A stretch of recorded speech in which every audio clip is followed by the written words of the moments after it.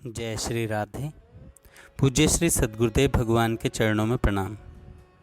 भागवत नवनीत पुस्तक में पूज्य श्री डोंगरे जी महाराज कहते हैं, श्री सुखदेव कृत मंगलाचरण।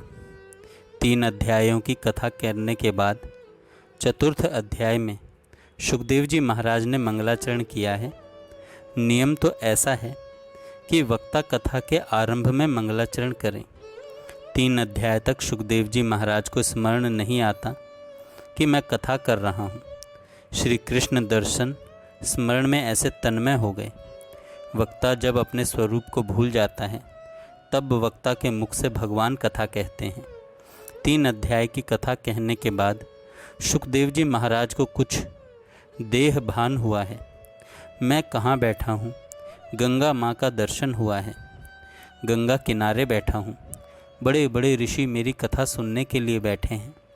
सुखदेव जी महाराज कथा करते हैं, तब उनकी कथा में सुखदेव जी के पूज्य पिता व्यास जी महाराज कथा सुनने के लिए बैठे हैं। सुखदेव जी महाराज ने फिर मंगलाचरण किया है। आगे पूज्य डोंगरे जी महाराज कहते हैं कि भगवान मंगलमय हैं। भगवान का सब कुछ मंगलमय है। भगवान को काम का स्पर्श नहीं होता है, इसलिए भगवान का सब कुछ मंगलमय है। संसार अमंगल है। संसार में जहाँ देखो काम का ही राज है। जिसको काम का स्पर्श है उसका सब कुछ अमंगल है। काम ही संसार है। काम नहीं है तो संसार नहीं है। काम नहीं है तो संसार नहीं है। संसार काम में है, इसलिए संसार को अमंगल माना है। भगवान को काम का स्पर्श नहीं होता है। भगवान का स्मरण मंगल है। भगवान का दर्शन मंगल है। भगवान का पूजन मंगल है। भगवान का सब कुछ, मानव का सब कुछ अमंगल है। मानव की आँख में काम है। मानव के मन में काम घर करके बैठा है। जो काम के अधीन है उसका सब कुछ अमंगल है। जिसको कभी काम का स्पर्श नहीं होता उसका सब कुछ मंगल है। मेरे भगवान निष्काम हैं, मंगलमय हैं। मंगलमय नारायण के चरणों में मैं वंदन करता हूँ। राजा परीक्षित ने जैसा प्रश्न किया है, इस जगत की उत्पत्ति कैसे हुई, प्रलय कैसे होता है, ऐसा ही प्रश्न एक बार नारद जी ने ब्रह्मा जी से किया था। ब्रह्मा जी ने नारद जी को जो कथा सुनाई वह कथा आपको मैं सुनाता हूँ। प्रलय काल में सबको पेट में रख करके भगवान नारायण शेष शैया में शयन करते हैं। सृष्टि के आरंभ में भगवान को खेलने की इच्छा होती है। भगवान को खेलने की इच्छा हुई, यही माया है। शुद्ध ब्रह्म निष्क्रिय होता है। माया विशिष्ट ब्रह्म जगत की उत्पत्ति करता है। चावल बोने से चावल नहीं होता है। धान बोने से चावल उत्पन्न होता है। चावल के ऊपर छिलका हो तब उसको धान बोलते हैं। माया रहित शुद्ध ब्रह्म निष्क्रिय है और चावल के जैसा है। चावल को भूमि में बोने से चावल उत्पन्न नहीं होता। धान को छिलका सहित चावल को बोने से चावल उत्पन्न होता है। ब्रह्म जब माया विशिष्ट होता है तब जगत की उत्पत्ति होती है। प्रभु को खेलने की इच्छा होती है तब प्रकृति पुरुष उत्पन्न होते हैं। प्रकृति पुरुष से महत्व तत्व होता है। महत तत्व से अहंकार होता है। अहंकार के 3 भेद हैं, सात्विक, राजस और तामस। तामस अहंकार से पंच तन्मात्राएं उत्पन्न होती हैं। राजस अहंकार से इंद्रिय और सात्विक अहंकार से इंद्रिय अभिमानी देव उत्पन्न होते हैं। भगवान हैं तो भगवान का दर्शन नहीं होता है। इसका कारण माया है। सुख दुख का कारण माया। माया को समझाने के लिए भागवत में स्वप्न का अनेक बार दृष्टांत दिया है। अंधकार में रस्सी पड़ी है, रस्सी नहीं दिखती है। सांप का भास होता है, सांप नहीं है तो भी दिखता है। रस्सी है तो भी रस्सी नहीं दिखती। इसका कारण क्या है? अंधकार कारण है। अंधकार होने से वहाँ सांप दिखता है। तत्व दृष्टि से जगत नहीं है तो भी जगत दिखता है। भगवान हैं तो भी भगवान नहीं दिखते। इसका कारण माया है। स्वप्न में बहुत कुछ दिखता है। स्वप्न देखने वाला जो है वही सत्य है। स्वप्न में जो कुछ दिखता है वह सभी मिथ्या है। किसी ने स्वप्न में देखा मुझे लाख रुपए मिले, सुख होता है, मैं श्रीमान हो गया। किसी ने स्वप्न में देखा मेरे पीछे बाघ पड़ा है, मुझे मारने के लिए आता है। स्वप्न का बाघ सत्य नहीं है तो भी भय लगता है।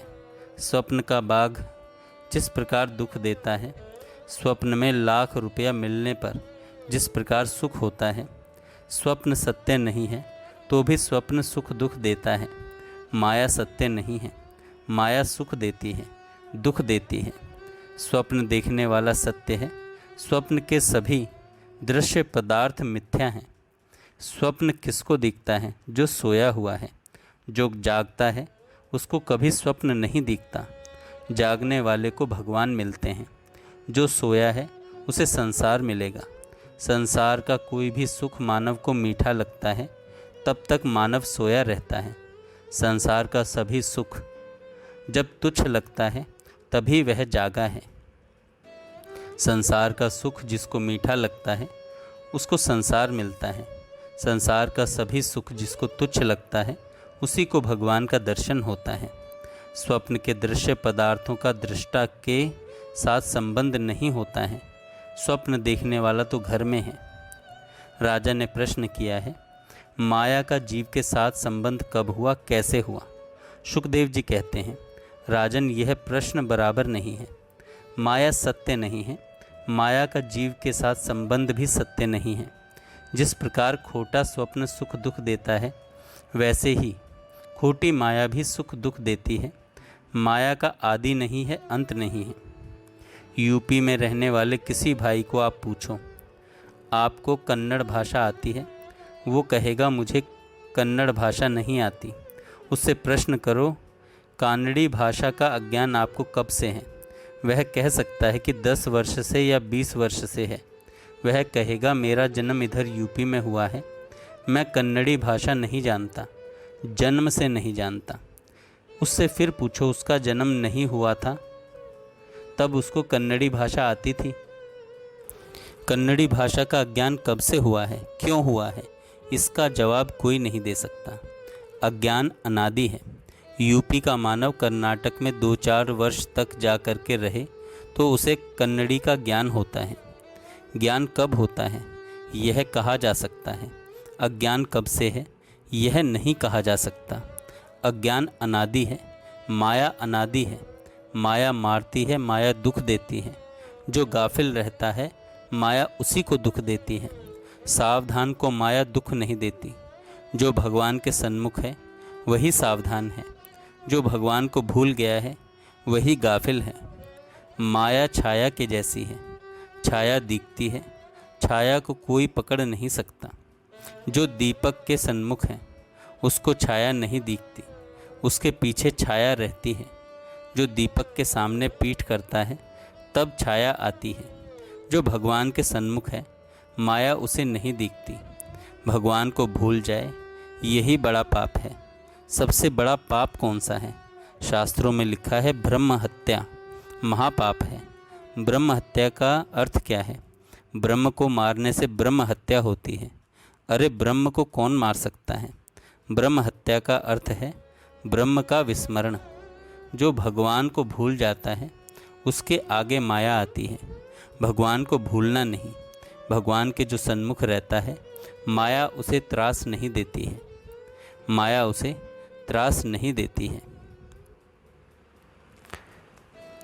जय श्री राधे। आगे हम कल सुनेंगे। जय श्री राधे।